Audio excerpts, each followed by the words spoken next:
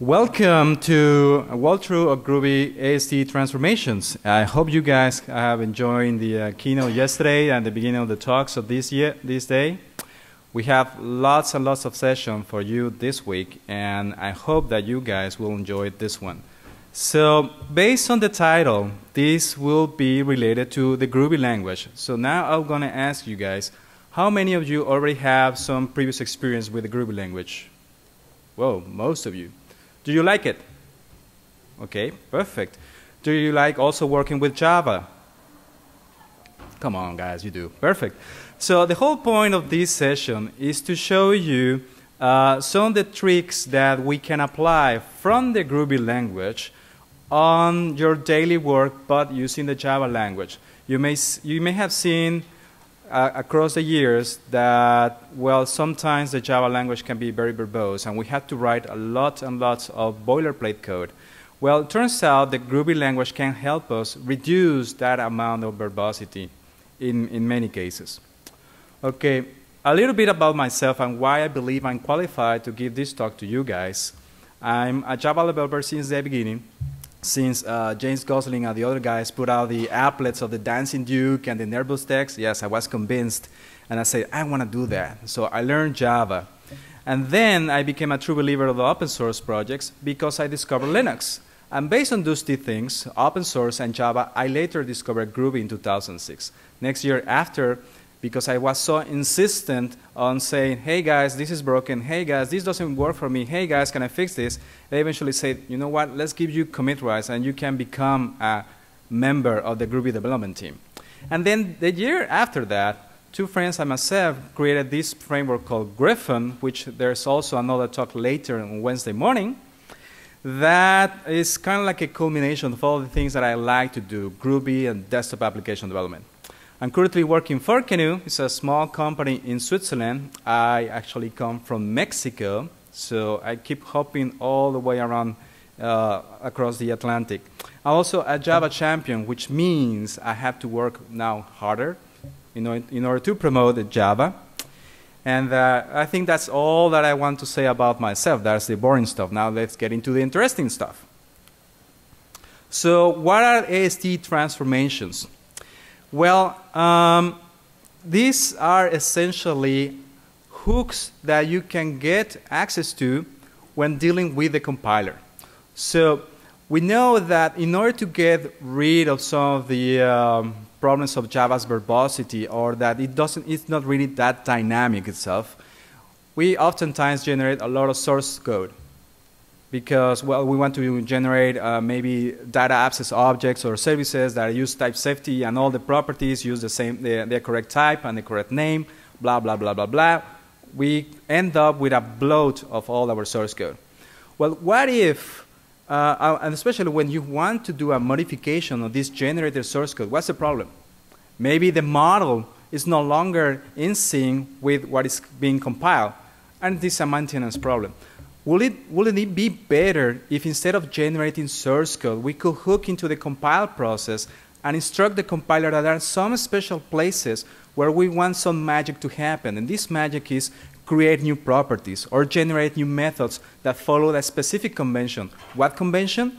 The one that is required by your project itself. So, and this is precisely what AST transformations allow us to do. There are two types of AST transformations, global and local.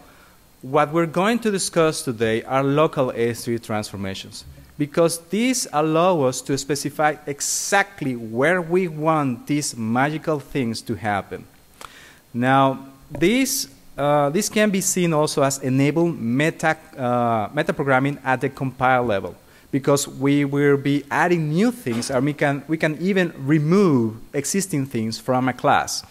At the end, everything will be baked into the bytecode, which means that once you have compiled, you can load your classes into your standard Java-based project, and your Java language and the other Java compile things will be able to see those additions.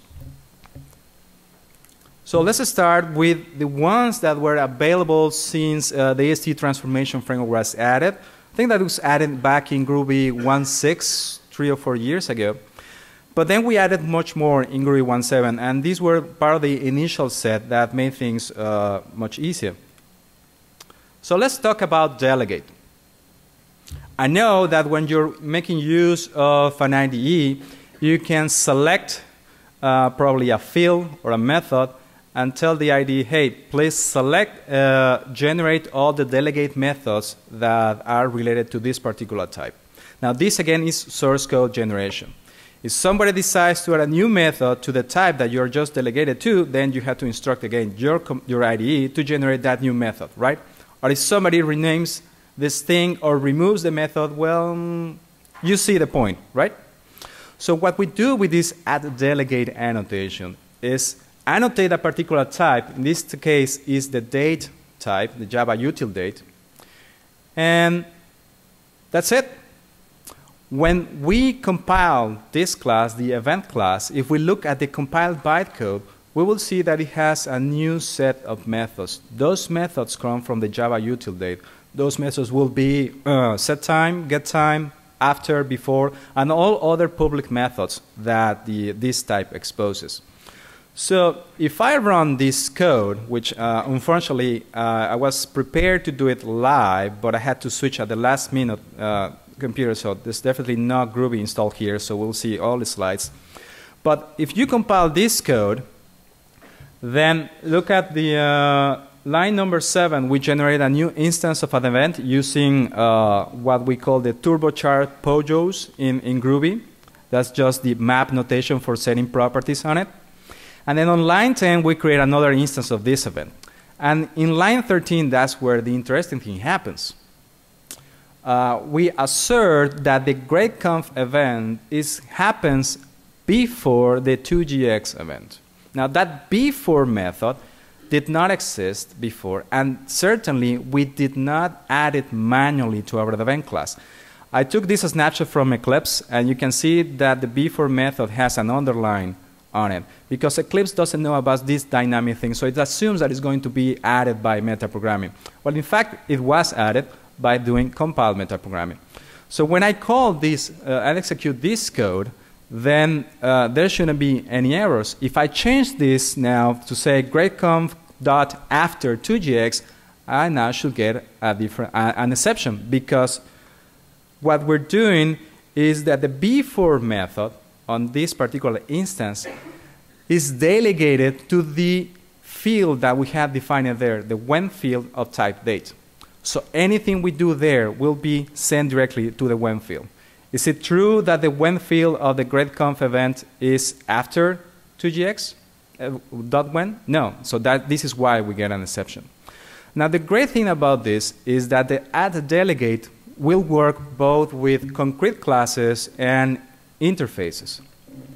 In the case of date, we have a concrete class. But if I were to delegate to a list, then my event class will gain all the interfaces that list also has in its hierarchy class. Yes, there is a question.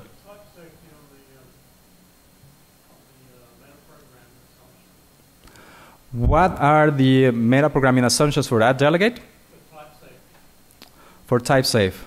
Because if the compiler doesn't know about the arguments in the call, how's it going to check? Oh no, it actually does. What the add delegate annotation does is inspect the target type, in this case date, look for all the public methods and public properties, and then add them directly to the compiled bytecode. Now, there is another catch here, and that's a problem with I don't having this live coding. If I define a public method that matches one of the methods that I'm about to delegate, then the method that I created is going to be used instead of the one coming from the delegate. So, if I manually define a before method in the event class that takes a date as an argument, then this method will be used instead of the one coming from the date object. That is an important thing, because if you happen to delegate to two different types that share something in the superclass, the first delegate that is encountered is going to add the public method. So I previously did this trick of delegating to two different lists. Well, the first list was the only one being affected, not the second one, until you will see that the public contract of list was being fulfilled by this class. So the nice thing about that delegate is that if you happen to add a new method or remove a method from the delegate T, you just need to recompile the whole thing and then you get everything. You don't need to generate source code. And again, these additions will be seen from the Java source point of view as well. So the next transformation I'm going to show is singleton. Now, I'm sure that most of you have read the Effective Java by Josh Block. So what will Josh Block say about the singleton pattern? How many ways are there to implement the singleton pattern? Too many. How many of them are correct? Just one. It just so happens that the add singleton AST transformation implements that particular version. So in this case, you can see we annotate the account manager class with add singleton, perfect, and then we make use of it. Now you see in line 14 that there is a static call, account manager.instance. So if you, as you said you're familiar with Groovy, this will be the same thing as calling account manager.getInstance, a static method, right? And then we call open on it. If I try to run this code, creating an instance manually of account manager, doing new account manager, I will get an exception. And the description in the exception will say, this class is a singleton, so you should better use this other way to access the shared instance. So that's a great thing, that the error messages in Groovy are definitely much more descriptive than what you find in your plain Java that says symbol not found, and that's it. All right, third one, add immutable. So we know that this time of an age, immutability is probably in everybody's mind. What are the rules for creating an immutable class? It could be defined as final, maybe. All of its fields must be defined as final. All of the types will also be immutable. It should provide a constructor, at least one constructor, that will allow us to initialize all the values. Should provide probably getters for all of them, no setters, of course, and an equals and hashcode methods that match and provide the real immutability concern. So lots and lots of small rules that you have to follow. And if I were to write this thing in Java, well, you can see that the code exploding, even if there's just a handful of properties. But in this case, I have now two classes. One that is a mutable person, the first one, and an immutable one. Then let's create two instances of the mutable person. Notice that I'm creating those two instances using the same values. And third, then we create an two immutable persons. Now, when we compare the mutable ones, even if they have the same values, they are distant because in this case, the not equals operator is making the comparison just calling the equals method. And it turns out they are definitely different. But when you do it with the immutable versions of the person class, it turns out that the equality holds true because now we are actually comparing the values. Now, if I try to set a value for one of these properties of the immutable person, then I get a different kind of exception, read-only property exception. Now, there is a particular catch here.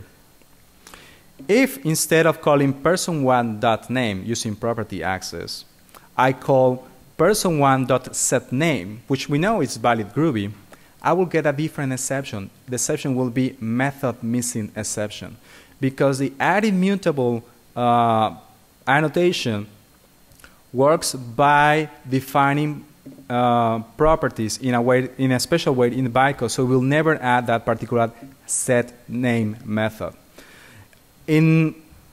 I will say in full disclosure, I believe this behavior is a little bit surprising, because it doesn't matter if you do method access or property access, you should get the same exception, read-only property exception. So I'm not aware of anybody that is trying to change this thing in the future, but if so happens, I will expect this thing to be just one particular exception, read-only property exception. So there shouldn't be any further surprises. You guys let me know if you have any questions at any time. I'm happy to answer them. So now we get a little bit more into the runtime aspects of metaprogramming. Groovy has this notion of categories. With categories, you can apply or add new methods to types in a restricted space of time, which is just within a block. That's what we see in lines 8 to 10. So I have seen some people making use of categories instead of doing meta-class manipulation directly, because the whole point of these things is that they are only applied in a specific portion of your code.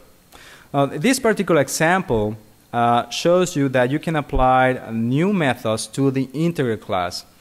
Now, for some of you, this may be some kind of a shocker. The integer class in Java, we know, is final, so how can you extend it? You cannot.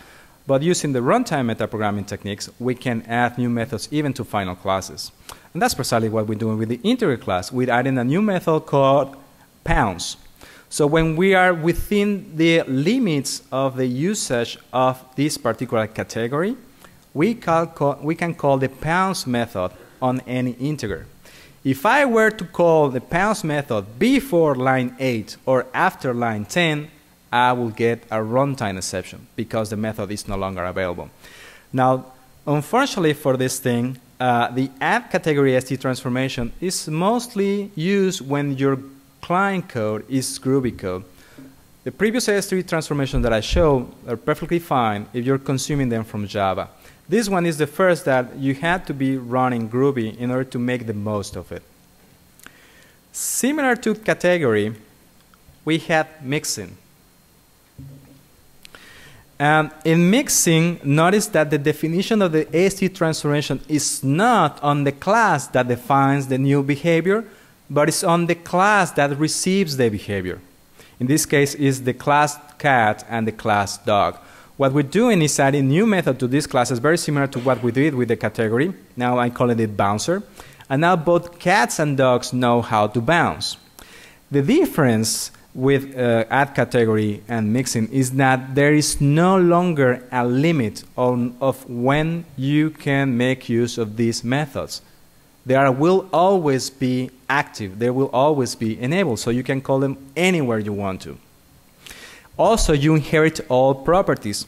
Notice that the bouncer class has defined a property of name times of type integer. And both cat and dog instances also have that particular property. Now we have addGraph. And I would say that addGraph was the first Ast transformation implemented, if either the first or the second. And at this point, I would like to say that the original author of the Ast transformation is sitting right there at the back of the room. If you have further questions later, please ask Dan O'Ferrin. Yes, thank you very much.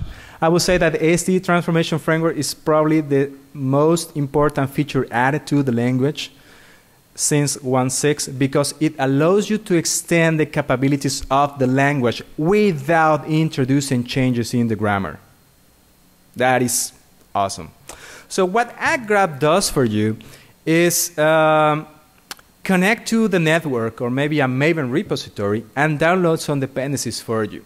Say, in this particular script that I have, the only thing that I need to run it is access to the Groovy interpreter. I know that you may try to import some library, in this case is JSONLib, which for sure it doesn't come bundled with the Groovy distribution. So if I don't add the first line, addGraph, this script will fail because it will not find the dependencies. But if I put that single line at the top, then the Groovy compiler will say, hey, I'm reading an important statement that is annotated with this thing. And I will see what is inside. This is the short version of defining the group, the artifact, at the version of some particular dependency. You can use the extended version. as well, and go directly to the default configuration that Groovy has and download it from the network. You can also configure another repository using @grab_resolve. It's an Are Ast transformation. So once it has downloaded and located that dependency, it will put it on the class path and then continue the execution. So now magically, the JSON Groovy Builder class will be now available and the script will work. Now this is perfect for distributing self-contained scripts, because as you're working in a team environment and you have built a bunch of scripts that you want to send to your teammates, well, your other teammates only have to have Groovy installed on their machines and nothing else. The @grab transformation will make sure that all dependencies will be downloaded from the right places. Yes, we have a question. Yes, you can specify additional repositories. There's another transformation called @grab_resolve, from which you can define the URLs of a local Maven repository, for example, if you're behind a network, behind the firewall. Yes, this will certainly work. By default, we always query the Maven central repo. As long as you have a network access, everything should be peachy. Then we have @synchronize. And how many of you make use of the synchronize keyword alongside a method? I know I do. Guess what? We all did it wrong. It's not a good idea to expose to client code that that particular method is synchronized, because it will be synchronized on the object's own lock, the proprietary lock that every object has. Now what we do with the @synchronize annotation is generate a new private lock. It is, as a matter of fact, an empty object array. The reason why it's an empty object array is because object arrays are serializable by default, whereas the object class is not. So we are, in this case, the mylock object definition is not really well defined in this, but that's okay. So the line number 7, the doStuff method, will now be synchronized in a new internal lock. Line number 10 will be synchronized around another lock that we just defined. So these two will not hit each other. We can also apply @synchronize on static methods. So the key thing to remember here is that if you just use @synchronize solely by itself, it will use a new lock that is always created with the name lock. It's a private field in your class. Or if you give it a name, in the case of mylock, then you can use any other object that you define. It gives you that, that liberty, that freedom.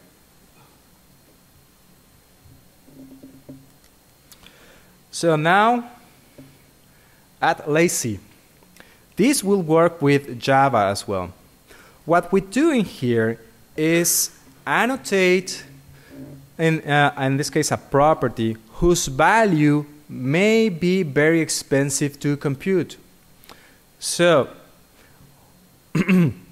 what we have there in line number 2 is a closure that defines a list of values, and then we invoke that closure. What's going to happen is that as long as I don't access the values property of any sneaky instance, the list will never be created, has not been computed. But by the time that I do a get values or use property access to read the values property, then the value will be assigned to the property, and now from now on that value will be there. What I'm doing in line number 8 and 10 is making sure that I can read a private field that backs up the lazy AST transformation. So those are the gory details, just to make sure that if you copy and paste this thing into the Groovy console or a Groovy script, then you can see that this thing actually works. What we see in that line, in those lines 8 and 9, is how Groovy can read private fields and have access to private methods. This is great for unit testing. Please don't do it in production code. Only if necessary. But most of the times you don't. So what we see in line 8 is making sure that that private field has not been initialized at all. Then we read the values. We make sure that the assertion passes. And then the next line, we assert that that private field actually contains something, which is what we define in the initial closure. Boom, there it goes. Then we have newify, and I guess that some of you and the audience have experience with other languages, perhaps Python, yeah, some Ruby, no, JavaScript, okay. So there are every language has its own way to instantiate objects or bring them to life. In the case of Python, you can let go of the new keyword altogether, and in the case of Ruby, you can append the name of the method after the type. So the @newify transformation allows you to use both of those two notations. Why? Because it might make sense for a particular DSL that you're writing. The new keyword might be some kind of a blemish in your DSL, so let's remove it. Or maybe it makes more sense to do type.name. So in this method that we have created, Bushel, we newify on a type, which is Apple. So now inside that method, I can create instances of Apple using the standard Java Groovy way, new Apple, or the Python way, just define Apple and the arguments for the constructor, in this case is just empty, or do the Groovy way, apple.new. Either way will work. This will make your DSL much more compact and perhaps more readable. And finally, we have @bindable and @beatable. Maybe this is the second AST transformation ever written. And if I'm correct me, Daniel, this is the first one, and Grab was the second. The whole point for writing this amazing AST transformation was for making Swing application development much easier. This is the reason. When you want to create an observable being, what are the things that you have to do? Well, probably inject property chain support, and lots of methods, add property chain listener, remove property chain listen, and most importantly, trigger a property chain event whenever a property value changes, right? So this means writing a custom setter. But we know that the Groovy compiler already writes custom setter for us. So how can we get into the dynamics of the compiler to do what we want so that you can trigger an event? That's precisely why this thing was born. In order to make that model class an observable class, we only need to annotate it with @bindable. Now, all that boilerplate code for instantiating property chain support, adding those additional methods, and firing the property chain event when a property changes value, already baked into the bytecode. If, on the other hand, that what you need is trigger beatable events, then use the @beatable AST transformation. So what you see in that in line number 8, again, Eclipse didn't know that there is a new method called @propertyChainListener. That's why it's underlined. And what we do there is register a listener that will count how many times it has been invoked. Then on lines 12 and 13, we change the value twice. And then we assert that the counter was actually hit twice. So in this, we can prove that at least the @propertyChainListener method is working, and that whenever you change value of the name property, property chain events were also fired. So yes, you can thank Swing for making this amazing addition to the language. Now, available since Groovy 1.8.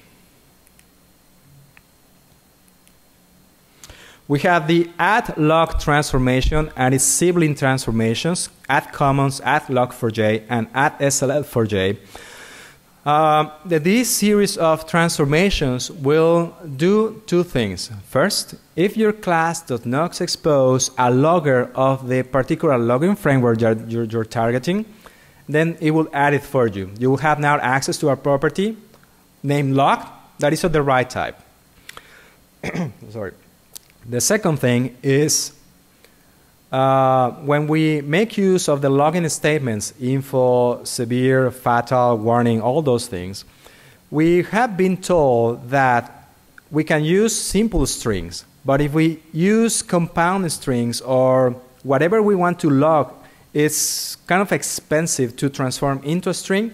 then we better make use of guarding statements. So if the info level is enabled, then we can call log info without any problems. But if we start to do that in our code, then we'll see lots of ugly places where we can lose track of what we're actually doing just to please the logging framework to not create the message if the level is not enabled. So the second thing that these transformations do is locate those methods, and if they are not guarded by an if statement that checks for that particular level, it will add it for you. If I inspect the bytecode for that log info, I will see an if log info enabled, then whatever is there. Because the argument for this info statement happens to be a Groovy string, which is a compound string. It may be expensive to compute this Groovy string, so the string transformation goes to work. So you can hook in any of these 4 logging frameworks. No problem. Inherit constructors. Perhaps the better usage for this transformation is when creating custom exception subclasses. What the inherit constructor does for you is make sure that your subclass has all the super constructors coming from your superclasses. That's nice. I mean, this doesn't prevent you from adding more constructors. Just make sure that you comply with the contract of your superclass. So that's why this particular myException, which is a subclass of runtime, the whole class body is empty, but I can create instances of myException using different constructor combinations. How's that for eliminating boilerplate code? We also have the toString AST transformation. And what this little guy does is make sure that your toString implementation is kept nice and tidy. There are 2 modes of operation. If you just annotate a class with toString, then when you call it, when you print out an instance, you will see values of all the properties of your class printed out in the same order that you define the properties. Now, sometimes it's okay to just see the values, but some other times you would like to see what are the property names attached to those values. So you can add a new argument to the toString annotation, include names equals true, and then you will see those things. You can see that the customer class has that particular setting while the address class does not. If I create an instance of customer and address and print them out, you see that the customer will print out the names of the properties alongside their respective values, whereas the address class only prints out the values of its properties. Next, equals and hashcode. This is related to the add immutable AST transformation. There are some times we would like to implement equals and hashcode in a standard way. I know that the IDE also has a menu option for generating equals and hashcode. What happens if you add a new property or change the type? Or make it immutable, right? You have to update and regenerate that code. Well, with equals and hashcode, you don't need to do it because it will always be regenerated as long as you recompile your code. So we create 3 instances of the thing class that has been annotated with this thing. Notice that the first 2 instances have the same values, where the third one doesn't. Then we can now assert that thing1 and thing2 are equal, whereas thing1 and thing3 are not. We can also assert that the hashcode of the first 2 instances are the same, whereas the hashcode of the first and the third one are not. Pretty good, I would say. We also have tuple constructor. What tuple constructor does for you is generate a combination of constructors for a particular class based on the different properties that it has. So you know that Groovy supports a default constructor that takes a map as an argument. This is how we can define properties on the constructor, which is quite interesting. But what if we wanted to add constructor that will take arguments in a series of orders based on the same order as we define the properties? So if we wanted to define a constructor for this thing, the animal, maybe it should take 3 arguments, the species, the name, and the age. What if we want to have a default value for the age? Then now we have to define a constructor that only takes the species as the name. And what if we add more properties, right? This thing starts to explode. So what the tuple constructor will do for us now is generate, of course, the empty constructor, a constructor that takes just 1 argument, it will be the species, a constructor that takes 2 arguments, the species and the name, the order is important, and another constructor that will take the species, the name, and the age. It will also honor the map constructor for you. So now you have access to 5 different constructors.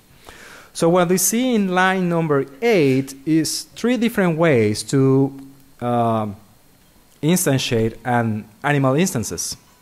So the first one makes use of the the map syntax, while the second one calls the constructor with 3 arguments, and the third one calls the empty constructor. Then we make assertions on all the elements that we have in this list. We ask for the species. So if you have seen Groovy expressions, Groovy path or GPath, what we do with the animals.species is sorry, I better drink some water.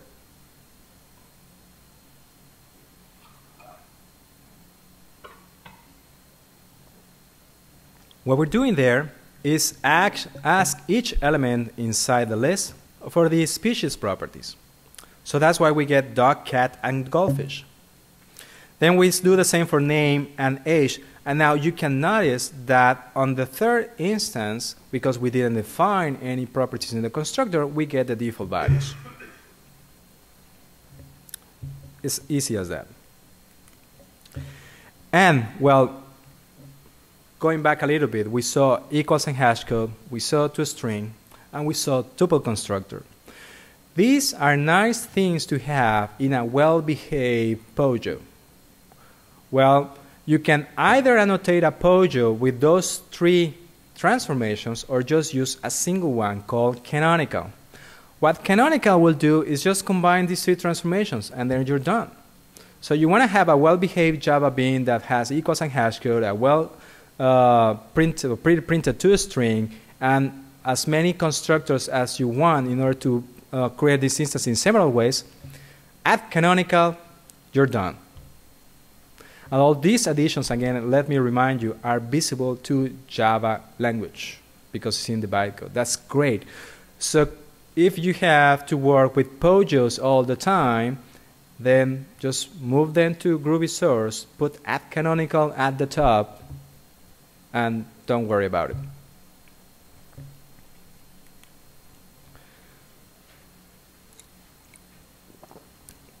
The Java Beans specification, which just happens to be just a set of guidelines, also defines that when you want to deal with indexed properties, the getter and the setter has to follow a naming convention and the convention also on the type of arguments. This is what we do with the addIndexed property AST transformation. We annotate a list whose name is members. So we know that the compiler will generate a getMembers and setMembers method for us. Why? Because that is a property of type list. But we would also like to have a setMember that takes an index and the value of the member that we want to set, and a getMember with an index. That's precisely what the addIndex property does for us. We will add those 2 new methods for us. So let's create an instance of the band object, the band class, sorry.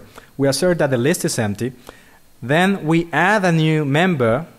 We add a John to it using the Groovy notation for the operator overloading. Thank God we have operator overloading in Groovy. Then we call this new method, setMembers with an index and the value. It will be the second one in this list.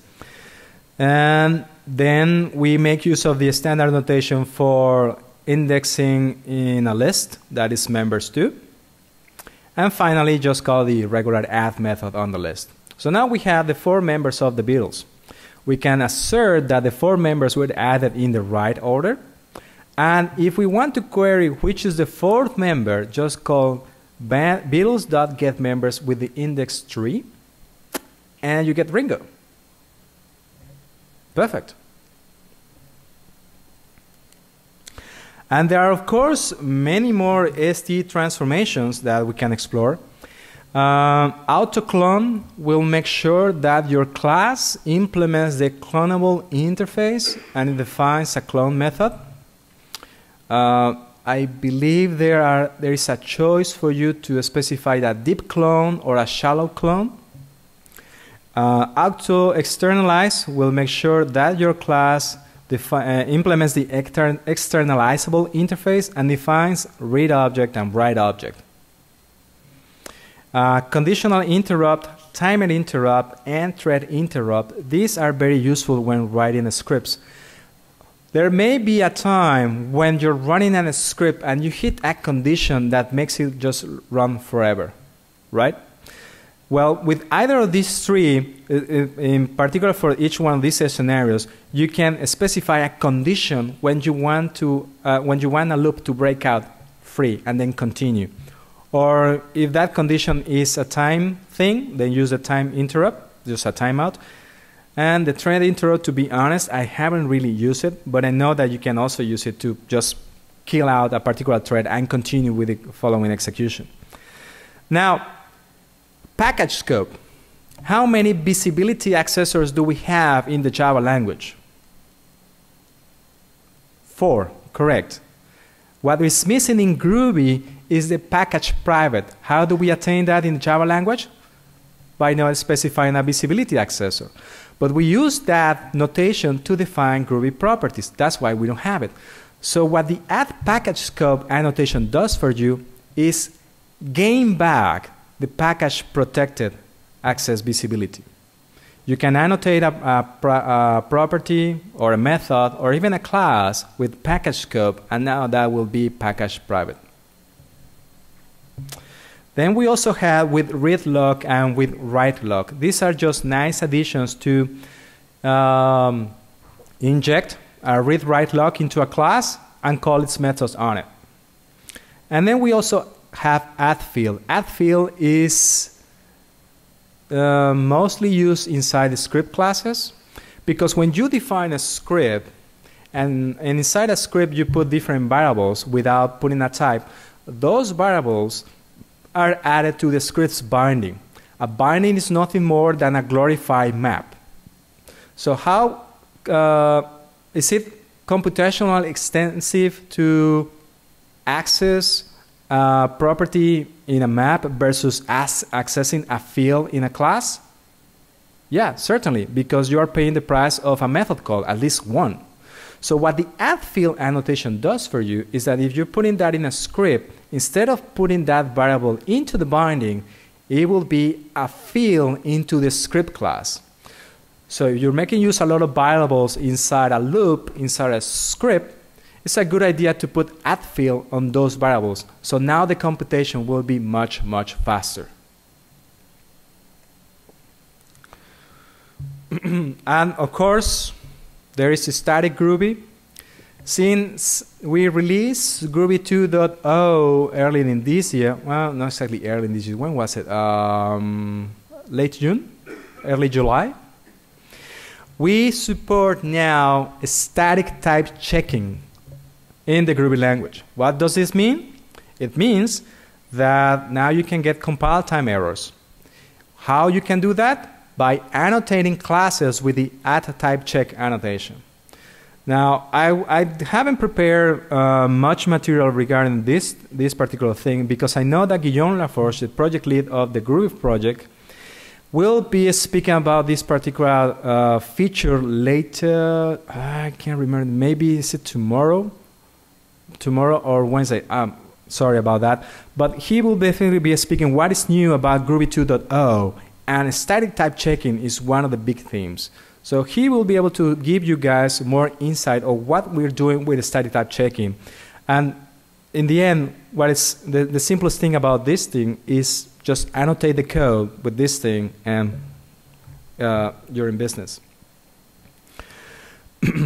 There are, of course, more AST transformations that were added to the Groovy language in later editions of Groovy 1.8 and Groovy 2.0. I didn't find time to actually update those things, but there are other AST transformations found in other projects that are related to Groovy. Perhaps you have heard about Grails, the full stack web application development framework. Well, Grails has both local and global AST transformations. In Grails 1.3x, they had only one transformation, add entity. This transformation will make sure that your domain classes will be marked as such that they will contain fields, name, version, and ID, and that's it. In Grails 2.0, they have enhanced their code base by making lots and lots of usage of global AST transformations. And now, what they do is that the domain class will have all the meta additions from GORM, dynamic finders, for example, baked right into the bytecode, not just in runtime metaprogramming. So I mentioned earlier that there are two types of transformations, global and local. Local require a transformation to identify the places where we want the magic to happen. A global transformation is always enabled. What happens there is that if you compile code that may not require a global transformation, the compiler doesn't care. It will still try to apply it. So it's up to us, the implementers of global AST transformations, to make sure that if it's active, that it transforms only what really needs to be transformed.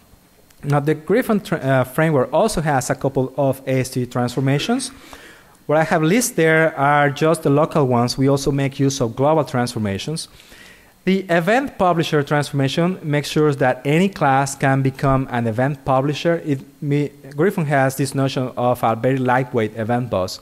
So any class that is annotated with this thing will also become a localized event bus. The property listener is just sugar code on how to add property chain listeners to a class.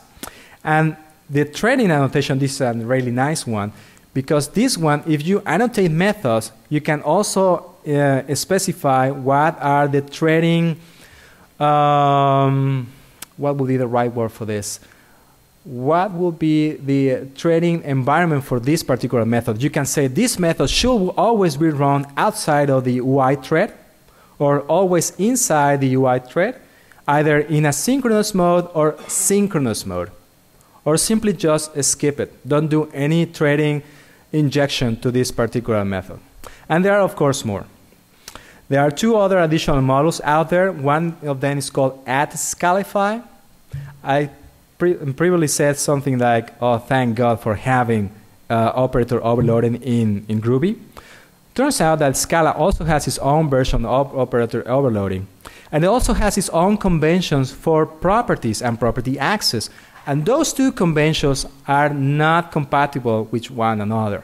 What @scalify does for you is it is aware of the Groovy conventions and will generate all the appropriate methods so that you can call these things from Scala using idiomatic Scala. So now your Groovy code will be seen as regular Scala code.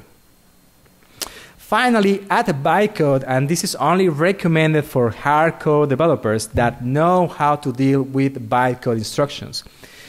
If you know your way around bytecode instructions and you know you can write better bytecode than the compiler, say you want to write a Fibonacci using plain bytecodes, then create a method called Fibonacci, annotate it with bytecode, and the method body is bytecode instructions. So with the annotation, what it does is says, oh, you have supplied the bytecode for me already. I will just simply use it. I will trust you that this bytecode does what it's supposed to do, and then just use it. Quite crazy. Some people had theorized before we had type checked that you could add for example, add Scala or add Java or something like that, annotate a method and instruct the compiler, hey, this particular piece of code belongs to a different language, so now go and invoke the other compiler, and when that's finished, come back and continue.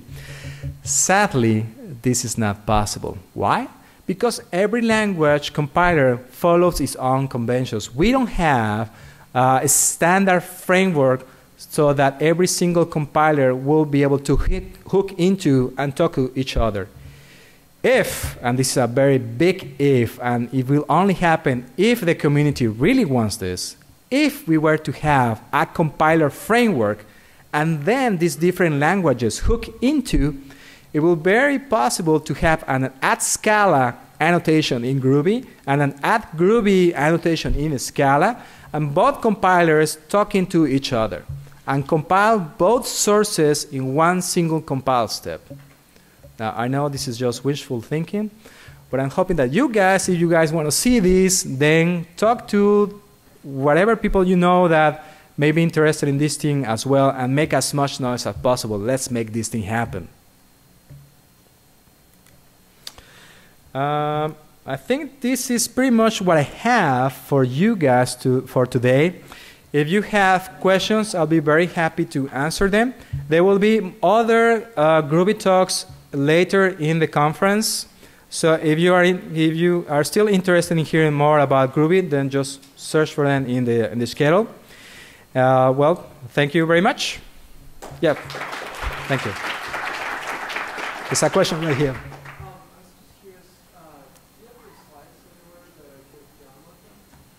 So the question is if the slides will be available. Yes, they will be available from the Java 1 content site, and I will post them to SlideShare, where I have an account. So if you want, you can follow my Twitter account. I will tweet it when it's ready. All right, thank you guys. Keep enjoying the conference.